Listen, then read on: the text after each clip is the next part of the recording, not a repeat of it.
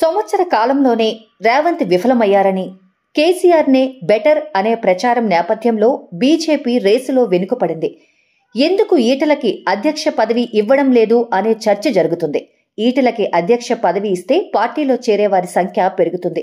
ఇది పార్టీకి లాభమే. కానీ ఎన్నో ఏళ్లుగా మేమే పార్టీ అని భావించేవారికి ఇబ్బంది అవుతుంది అని అడ్డుకుంటున్నారు అనే భావన బీజేపీ క్యాడర్లో ఉంది.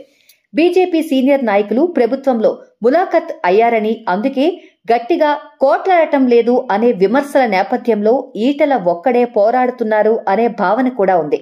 కాంగ్రెస్, బీఆర్ఎస్ సొంత పార్టీ బీజేపీలో ఉన్న కొంతమంది నాయకులు సైతం ఈటల ఒక్కడి మీద కుట్రలు చేస్తున్నారు. అయినా ఆయన వేగాన్ని ఆపలేకపోతున్నారు. 5 నెలలుగా హైడ్రా మీద, విగ్రహాల ధ్వంసం మీద, ప్రభుత్వ వైఫల్యాల మీద ఈటల రాజేందర్ చేస్తున్న ఆలుపెరగని పోరాటం సంఘ్ పరివార్ కూడా సభాష్ అంటుంది. వారి మద్దతు కూడా ఈటలకు ఉంది.